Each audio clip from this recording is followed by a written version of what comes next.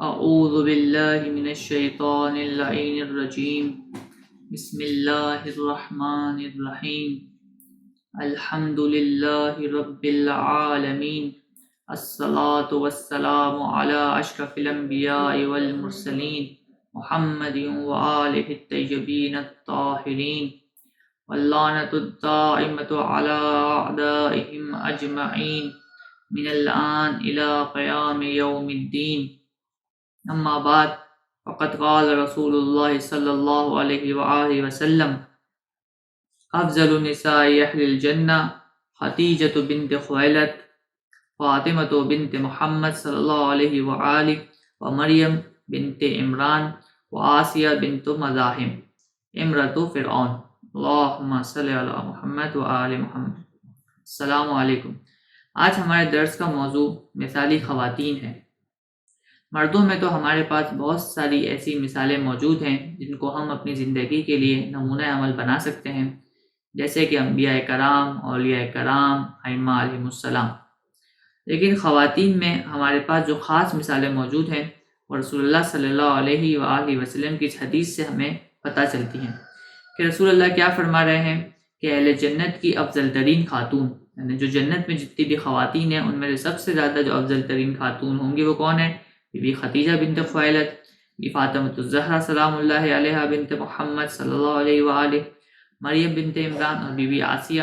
جو فرعون کی زوجہ تھی. اب آئے ہم ایک ایک کر کے دیکھتے ہیں کہ ان شخصیات میں ایسی کیا چیزیں تھیں کہ جن کی وجہ سے انہیں تمام جنتوں کی عورتوں میں سے سب سے افضل قرار دیا گیا. تو ہم سب سے پہلے چلتے ہیں بی بی آسیہ علیہ السلام کی طرف کہ بی بی آسیہ کی زندگی میں ایسی کیا چیز تھی جس کی وجہ سے خدا نے ان کو یہ مقام عطا کیا. بی بی آسیہ فرعون کی بیوی تھی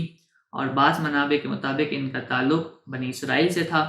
اور بعض نے تو یہاں تک لکھا ہے کہ یہ حضرت موسیٰ علیہ السلام کی پھوپھی تھی. لیکن قرآن کے اندر بی بی آسیہ کا ذکر واضح طور پہ نام کے ساتھ نہیں آیا ہے جیسے کہ بی بی مریم کا آیا ہے، لیکن مفسرین نے امرأۃ فرعون جہاں پہ قرآن مجید کے اندر ذکر آیا ہے سورہ تحریم کی آیت نمبر 11 میں، وہاں پہ امرأۃ فرعون یعنی فرعون کی عورت سے مراد جو ہے وہ بی بی آسیہ علیہ السلام کو ہی لیا ہے. اسی طریقے سے سورہ قصص کی 9ویں آیت کے مطابق جس وقت حضرت موسیٰ کو دریا سے نکالا گیا تو اس وقت بی بی آسیہ وہی موجود تھی اور انہوں نے فرعون کو رغبت دلائی تھی کہ یہ بچہ جو بہتے ہوئے جا رہا ہے اس کو نکالو تاکہ ہم جو ہے اس کی پرورش کر سکیں. اس کے علاوہ حضرت آسیہ علیہ السلام کا ذکر جو ہے وہ قرآن مجید میں سورہ تحریم کی آیت نمبر 11 کے اندر بھی ہے کہ اس قال ربی ابن لی عندک بیتا فی الجنہ ونجنی من فرعون وعلمہ نجنی من القوم الظالمین. تو یہ قرآن کریم کی سورہ تحریم کی آیت نمبر 11 ہے، اس کے اندر بھی جو ہے بی بی آسیہ کا جو ہے وہ ذکر موجود ہے. اب اگر ایمان کی بات کی جائے کہ بی بی آسیہ کا ایمان کس طریقے سے بی بی آسیہ ایمان لائی اور بی بی آسیہ کی ایمان کی کیا کیفیت ہے، تو قرآن کریم کی بعض آیات کے مطابق آسیہ فرعون کے یعنی بی بی آسیہ علیہ السلام فرعون کے دربار میں زندگی گزر بسر کرتی تھی اور خدا پر ایمان رکھتی تھی. یعنی فرعون کے دربار میں رہنے کے باوجود وہ خدا کے اوپر انہوں نے ایمان رکھا، جبکہ فرعون وہ تھا جو خود خدائی کا دعویٰ کرتا تھا. آسیہ نے یعنی بی بی آسیہ نے جس وقت حضرت موسیٰ علیہ السلام کے عصا کے معجزے کو دیکھا کہ جب جادوگر آئے تھے اور انہوں نے اپنی رسیاں پھینکی تھی جو سانپ بن گئے تھے، تو ان کے مقابلے میں جب حضرت موسیٰ علیہ السلام نے اپنا عصا پھینکا تو وہ اژدہا بن گیا. جب اس معجزے کو دیکھا تو انہوں نے اپنے ایمان کو قبول کر لیا اور اللہ کے اوپر ایمان لے کر آئی اور حضرت موسیٰ علیہ السلام کی نبوت کا اقرار کیا، اور اپنے ایمان کو فرعون سے جو ہے وہ چھپا کر رکھتی تھی کیونکہ انہیں پتا تھا کہ اگر فرعون کو پتہ چل گیا تو پھر جو ہے وہ مجھے سزا دے گا. لیکن جس وقت فرعون آپ کے ایمان سے آگاہ ہو گیا تو اس نے چاہا کہ وہ خدا کی پرستش کو چھوڑ دیں، لیکن بی بی آسیہ نے یہ قبول نہیں کیا. تو فرعون نے انہیں سزا دی. اس نے حکم دیا کہ ان کے پیروں میں کیلے ٹھوک کر انہیں زیر آفتاب رکھا جائے اور ایک بڑا پتھر، ایک وزنی پتھر ان کے اوپر گرایا جائے. آپ دیکھ رہے ہیں کتنی اذیت سے بی بی آسیہ علیہ السلام کو فرعون نے شہید کیا، لیکن اس کے باوجود بی بی آسیہ نے یہ سارے مصائب برداشت کیے، لیکن حق کو اور دین اسلام کو نہیں چھوڑا. یہ تھی بی بی آسیہ کا مقام جو جنت کی افضل ترین خواتین میں سے ہے. اب چلتے ہیں ہم بی بی مریم سلام اللہ علیہا کی طرف. آپ کا نام، آپ کے والد کا نام عیسائی منابع یعنی عیسائی ریسورسز کے مطابق یواقین تھا، جبکہ قرآن کے اندر اور اسلامی احادیث میں آپ کے والد کا نام عمران ذکر ہوا ہے۔ امام باقر علیہ السلام سے ایک حدیث ہے کہ عمران بنی اسرائیل کے انبیاء میں سے تھے، یعنی بی بی مریم کے جو والد تھے وہ بنی اسرائیل کے انبیاء میں سے تھے۔ ابن اسحاق کے مطابق آپ کا نسب حضرت داؤد علیہ السلام تک پہنچتا ہے۔ عمران حضرت مریم کی یعنی بی بی مریم کے جو والد تھے وہ بی بی مریم کی ولادت سے قبل ہی جو ہے وہ فوت ہو چکے تھے اور خدا کی بارگاہ میں جا چکے تھے۔ آپ کی والدہ کا نام حنا بنت فاقود رکھا گیا تھا۔ حضرت مریم کی ولادت کے بعد ماں اپنی نظر کے مطابق انہیں معبد لے گئی۔ معبد وہ جگہ تھی جہاں پر جو ہے اس زمانے میں یہودی جو ہیں وہ اپنی عبادت کیا کرتے تھے، جیسے ہماری مسجد وغیرہ، اور وہاں پر کاہنوں کے سپورٹ کر دیا۔ کاہن وہی جس طریقے سے ہمارے علماء ہوتے ہیں، یہودیوں کے علماء کو کاہن بولا جاتا ہے، تو ان کے سپورٹ کر دیا کہ تم جو ہے وہ اس بیٹی کی، میری بیٹی کی جو ہے وہ پرورش کرو اور اس کو جو ہے وہ اسلام اور دین سکھاؤ۔ حضرت مریم کی سرپرستی کرنے کی باری جب آئی تو اس کے اندر اختلاف ہو گیا کہ کون سا کاہن، کون سا عالم ہے جو حضرت مریم کی جو ہے وہ سرپرستی کرے گا۔ تو پھر انہوں نے قرآن ڈالا اور قرآن کے اندر جو ہے وہ حضرت زکریا علیہ السلام کا نام آیا اور حضرت زکریا نے پھر بی بی مریم کی جو ہے وہ تربیت کی اور آپ کے مقدمات اور آپ کی تربیت کے مقدمات فراہم کیے۔ اور جب بی بی مریم بڑی ہو گئی تو معبد میں ان کے لیے ایک مخصوص جگہ بنا دی گئی جہاں پر وہ اپنی عبادت میں مصروف رہتی تھی۔ اور جب ان کی نوبت یہ آئی کہ تو معبد کی خدمت انجام دینے لگی۔ جب وہ بڑی ہو گئی تو عبادت کے ساتھ ساتھ اسی جگہ کے اوپر، یعنی وہی جو جگہ جہاں پر عبادت ہوا کرتی تھی اس کے اندر بی بی مریم جو ہے وہ خدمت انجام دینے لگی اور مختلف کام کرنے لگی۔ بی بی مریم کی عبادت جو ہے اس کا بہت زیادہ ذکر ملتا ہے اور آپ کی عبادت کا یہ مقام تھا کہ بنی اسرائیل کے اندر آپ کی عبادت کی مثال دی جاتی تھی۔ قرآن میں بی بی مریم کو پاک دامن اور تمام خواتین میں برگزیدہ خاتون قرار دیا گیا ہے اور آپ کو مومنین کے لیے نمونہ عمل قرار دیا گیا ہے۔ قرآنی آیات کے مطابق حضرت مریم کا بار بار فرشتوں سے کلام کرنا، یعنی بی بی مریم فرشتوں سے کلام کیا کرتی تھی، یہ بی بی مریم کی فضیلت میں سے تھی۔ اور اسی طریقے سے قرآن میں بی بی مریم کی پرورش کو خدا نے اپنے ذمے لیا اور اپنی طرف نسبت دی ہے۔ کیا کہتا ہے خداوند متعال جو ہے وہ ارشاد فرماتا ہے،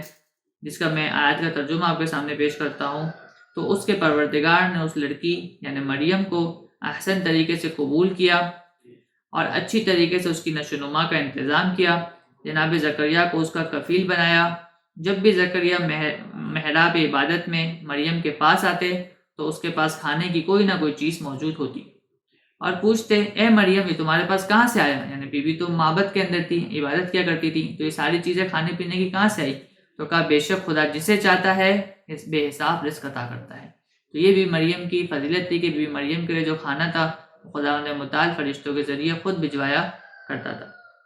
مفسرین کہتے ہیں کہ بی مریم کے لیے سردیوں میں گرمیوں کا میوہ اور گرمیوں میں سردیوں کے میوہ جات جو ہے وہ فرشتے لا کر بی مریم کے سامنے رکھتے تھے اور ان کے سامنے پیش کرتے تھے۔ یہ ان کی عبادت کا ایک چھوٹا سا ریوارڈ تھا جو خداوند متعال ان کو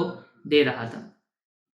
تو آپ نے دیکھا کہ بی بی آسیہ علیہ السلام کے ایمان کا کیا مقام تھا، بی بی مریم کی عبادت کا کیا مقام تھا۔ تو یہ وہ خواتین ہیں جو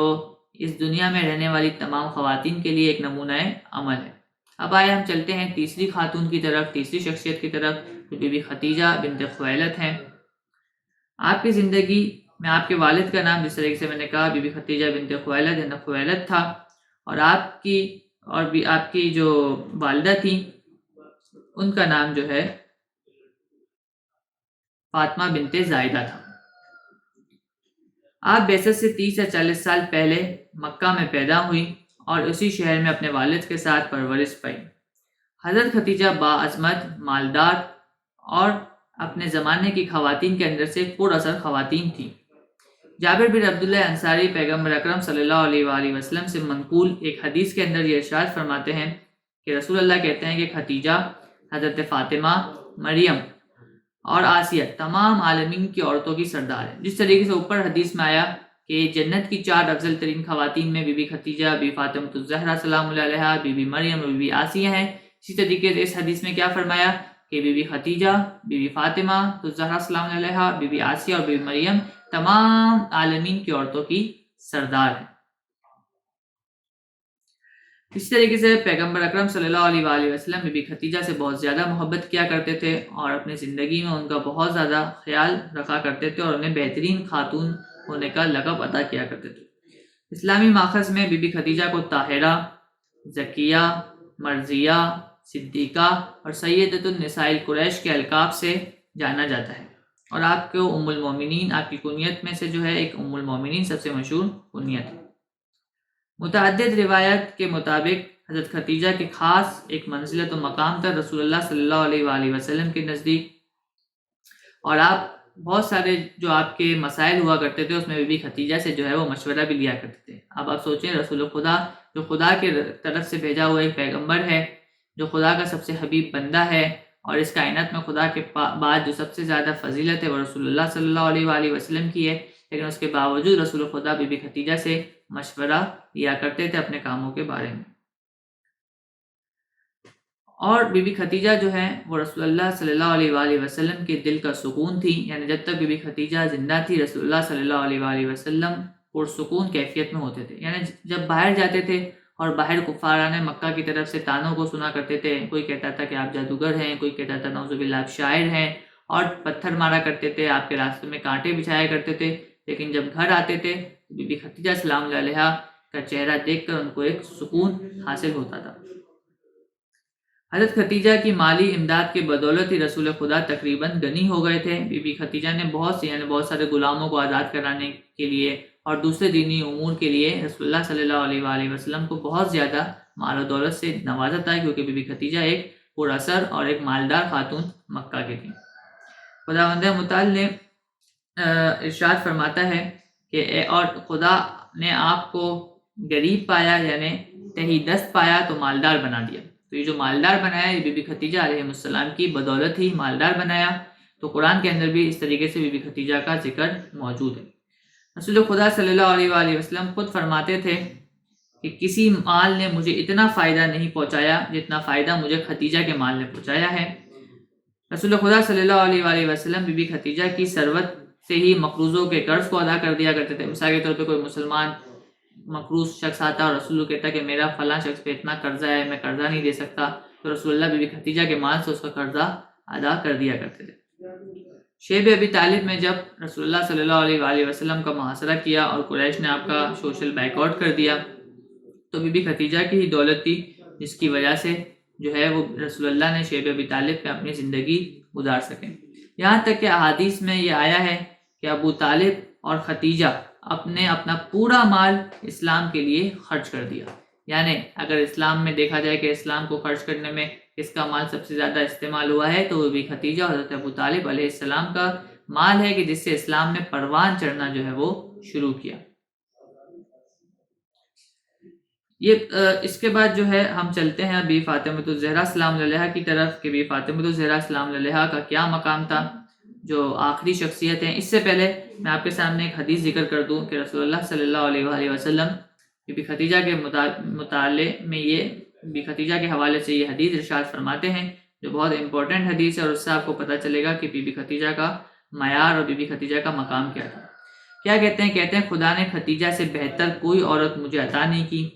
جب لوگ مجھے چھوڑا کرتے تھے تو وہ میری سچائی کی گواہی دیتی تھی، یعنی جب لوگ رسول اللہ کو جھٹلاتے تھے، کہتے تھے نعوذ باللہ آپ پیغمبر نہیں ہیں، نعوذ باللہ آپ شاعر ہیں، نعوذ باللہ آپ جادوگر ہیں، تو بی بی خدیجہ اس وقت رسول اللہ صلی اللہ علیہ وآلہ وسلم کی صداقت کے اوپر جو ہے وہ ایمان لائی تھی اور انہیں سچا کہا تھا۔ اور جب لوگوں نے مجھ پر پابندیاں لگائی تو اس نے اپنی دولت سے میری زندگی میں میری مدد کی، اپنی دولت کے ذریعے میری مدد کی، اور خدا نے اس سے مجھے ایسی اولاد عطا کری جو دوسری زوجات سے عطا نہیں ہوئی۔ یعنی بی بی خدیجہ کے بطن سے ہی بی فاطمۃ الزہرا سلام علیہا اس عالم میں آئیں، اور یہ وہ اولاد تھی جس کے بارے میں قرآن مجید میں کیا کہا کہ انا اعطیناک الکوثر، کہ ہم نے آپ کو خیر کثیر عطا کیا۔ اب چلتے ہیں بی فاطمۃ الزہرا سلام علیہا کی زندگی کی طرف کہ بی فاطمۃ الزہرا سلام علیہا کا کیا مقام تھا۔ تو بی فاطمۃ الزہرا سلام علیہا رسول اللہ صلی اللہ علیہ وآلہ وسلم کی بیٹی تھی، یعنی آپ کے والد کا نام محمد یعنی رسول اللہ صلی اللہ علیہ وآلہ وسلم تھا، اور آپ کی والدہ کا نام بی بی خدیجہ علیہ السلام تھا۔ آپ کے تقریباً 30 القاب جو ہیں وہ ذکر ہوئے ہیں کتابوں میں، جن میں سے چند یہ ہیں: زہرا، صدیقہ،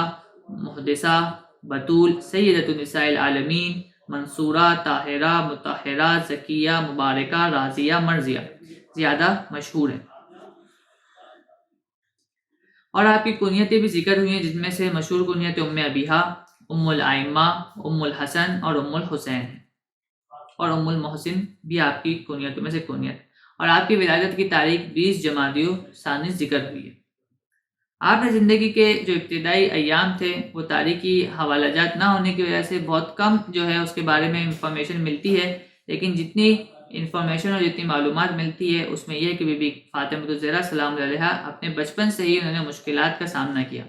اپنی والدہ کا سایہ اپنے سر سے اٹھ جانا، شیب ابی طالب کی سختیاں، رسول اللہ صلی اللہ علیہ وآلہ وسلم پہ ہونے والے مظالم، ان سب مظالم کو آپ جو ہے وہ برداشت کرتی تھی،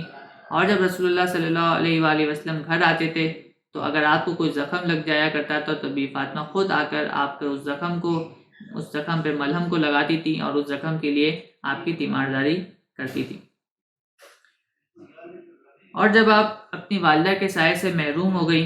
تو لوگوں نے یہ منصوبہ بنایا کہ اب وہ رسول اللہ کو قتل کرنا چاہتے تھے، تو رسول اللہ صلی اللہ علیہ وآلہ وسلم نے جو ہے وہ مکہ سے ہجرت کری، اور اس ہجرت کے بعد بھی فاطمہ سلام علیہ کو بھی جو ہے وہ ہجرت کرنی پڑی، ٹھیک ہے۔ تو اس ہجرت کے اندر بھی فاطمہ رسول اللہ صلی اللہ علیہ وآلہ وسلم کے ساتھ تھی۔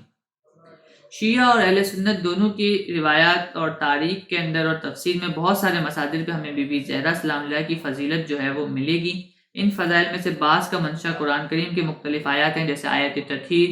جس کے اندر بھی فاطمہ سلام علیہ کا ذکر موجود ہے، آیت مباہلہ جس میں بھی فاطمہ کا جو ہے ذکر موجود ہے، اسی طریقے سے آیت مودت کہ جس میں رسول اللہ نے اپنا اجر جو ہے وہ اپنی اہل بیت سے محبت کو قرار دیا ہے، تو اس کے اندر بھی فاطمہ الزہرا سلام علیہ کا ذکر موجود ہے۔ اس کے علاوہ اگر عبادت کی بات کی جائے، جیسے کہ ہم نے شروع میں اوپر بات کی تھی بی بی مریم کی عبادت کی، تو اگر بھی فاطمہ الزہرا سلام علیہ کی عبادت کی بات کی جائے جو بی بی مریم سے بھی افضل ہیں، تو ان کی عبادت کے بارے میں اتنی ساری ہمارے پاس احادیث اور واقعات موجود ہیں۔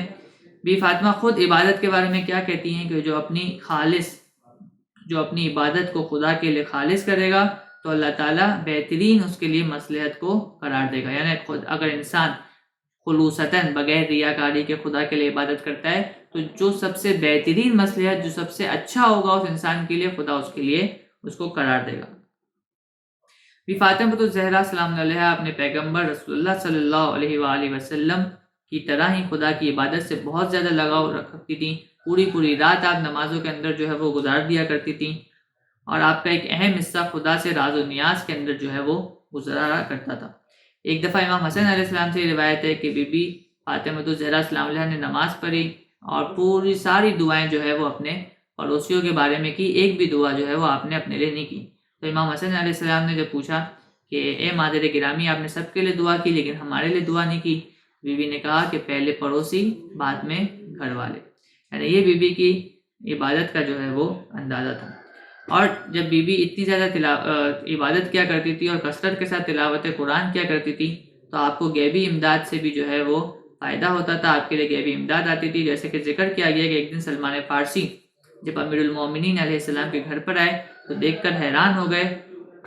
کہ جو بی بی زہرا کی چکی ہے وہ خود بخود چل رہی ہے اور بی بی زہرا قرآن کی تلاوت میں مشغول ہے۔ تو یہ واقعہ آ کر سلمان نے رسول اللہ کو بتایا اور حیرت سے کہا کہ میں نے یہ دیکھا کہ بی بی زہرا تلاوت قرآن کر رہی تھی اور چکی خود بخود جو ہے وہ چل رہی تھی۔ تو اس وقت رسول اللہ صلی اللہ علیہ وآلہ وسلم نے ارشاد فرمایا کہ خداوند عالم نے حضرت زہرا کی چکی چلانے کے لیے جبرائیل امین کو بھیجا۔ سوچیں، وہ جبرائیل امین جو رسول اللہ صلی اللہ علیہ وآلہ وسلم کے لیے وحی لایا کرتے تھے، وہی فرشتہ، وہی ملک بی بی زہرا سلام علیہ کی گھر کی چکی چلا رہا ہے، تو سوچے بی بی زہرا سلام علیہ کا مقام و مرتبہ کتنا بلند ہوگا۔ آپ کی عبادتوں کے اندر اور آپ کے روزمرہ کے کاموں کے اندر اپنے گھر کا جو کام تھا، گھر کے کام کاج کیا کرتی تھی، باہر کے کام، گھر کے باہر کے کام امام علی علیہ السلام کے ذمہ ہوتے تھے، اور گھر کے کام بی بی زہرا سلام علیہ کے ذمہ ہوتے تھے۔ اس کے علاوہ پڑوسیوں کے لیے دعا کرنا، شہداء کے قبور کی زیارت کرنا اور روزہ رکھنا، یہ وہ چیزیں ہیں جو بی بی زہرا سلام علیہ کی زندگی میں ہمیں نمایاں طور پہ ملتی ہیں۔ اسی طریقے سے بی بی زہرا علم کی بھی بہت زیادہ فضیلت کو بیان کرتی ہیں کہ ایک دفعہ ایک عورت بی بی زہرا کے پاس آئی اور کہا کہ میں آپ سے ایک سوال کرنا چاہتی ہوں۔ تو بی بی زہرا نے کہا کہ سوال کریں۔ اس نے سوال کیا، بی بی زہرا نے جواب دیا، پھر اس نے کہا میں ایک اور سوال کرنا چاہتی ہوں۔ بی بی زہرا نے کہا کریں۔ اس طریقے سے وہ 10 سوال تک پہنچ گئی۔ جب اس نے دیکھا کہ میں نے 10 سوال کر لیے ہیں تو اس نے کہا کہ مجھے شرمندگی محسوس ہوتی ہے کہ میں نے آپ سے ایک سوال کا کہا تھا اور میں نے آپ سے 10 سوال کر دیے، میں نے آپ کا اتنا زیادہ وقت لے لیا۔ تو بی بی زہرا سلام اللہ نے کیا کہا؟ غور کیجیے گا کیا جملہ بی بی زہرا نے کہا کہ تمہارا ایک سوال کا جواب دینے پہ جو مجھے اجر ملتا ہے وہ اس سے زیادہ ہے کہ اگر تم اس زمین سے لے کے آسمان تک پورا سونے سے بھر دو اور پھر اس کو رائے خدا میں خرچ کر دو، اس سے زیادہ ثواب تمہارے ایک سوال کے جواب کا دینے کا ملتا ہے۔ سبحان اللہ۔ تو آپ نے دیکھا بی بی زہرا سلام علیہ کی کتنی فضیلت ہے اور علم کے بارے میں بی بی زہرا سلام علیہ کا کیا نظریہ ہے۔ پیغمبر اکرم صلی اللہ علیہ وآلہ وسلم حضرت فاطمہ کو بہت زیادہ مانتے تھے، بہت زیادہ آپ سے پیار کرتے تھے، آپ کے چہرے کا بوسہ لیا کرتے تھے اور کہتے تھے کہ آپ کے اندر سے جنت کی خوشبو آتی ہے۔ اور سب سے مشہور حدیث جس سے ہمیں پتہ چلتا ہے کہ بی بی زہرا سلام علیہ کا کیا مقام تھا رسول اللہ کے لیے، وہ کیا ہے؟ وہ یہی ہے کہ رسول اللہ صلی اللہ علیہ وآلہ وسلم نے کہا کہ فاطمہ میرے جگر کا ٹکڑا ہے۔ اس کے علاوہ اور دوسری جگہ کہا کہ جس نے فاطمہ کو اذیت پہنچائی اس نے مجھے اذیت پہنچائی، اور جس نے مجھے اذیت پہنچائی اس نے خدا کو اذیت پہنچائی۔ اور سب سے نمایاں پہلو جو ہمارے لیے نمونہ عمل ہے وہ بھی فاطمہ الزہرا سلام علیہ کا امیر المومنین علیہ السلام کی ولایت کے لیے میدان میں آنا، اور امیر المومنین علیہ السلام کی ولایت کے لیے امام علی کا ساتھ دینا، یہاں تک کہ بی بی زہرا سلام اللہ کے شکم میں حضرت محسن کا شہید ہو جانا اس کام کے لیے، ان کے بازو پہ کوڑے کا نشان پڑنا، یہ سارے مسائل بی بی زہرا نے برداشت کیے، لیکن امیر المومنین علیہ السلام کی ولایت اور ان کی امامت کی مدد کرتی رہیں۔ آئیں خداوند متعال سے دعا کرتے ہیں کہ خداوند متعال ہمیں بی فاطمہ الزہرا سلام اللہ کے صدقے امیر المومنین علیہ السلام کی ولایت پہ ثابت قدم رہنے کی توفیق عطا فرمائے، اور ہمیں یہ جو خواتین جو ہم نے آج جن کا ذکر کیا، بی بی خدیجہ، بی فاطمہ الزہرا سلام علیہ، بی بی آسیہ اور بی بی مریم، ان کی زندگی میں جو باتیں ہمارے لیے نمونہ عمل ہے، خدا ہمیں اس پر چلنے کی توفیق عطا فرمائے، طاقت عطا فرمائے، اور سب سے اہم دعا کہ جلد سے جلد امام زمانہ عجل اللہ تعالی فرجہ الشریف کا ظہور فرمائے اور ان کے زیر سایہ ہمیں زندگی گزارنے کی توفیق عطا فرمائے۔ والحمد للہ رب العالمین۔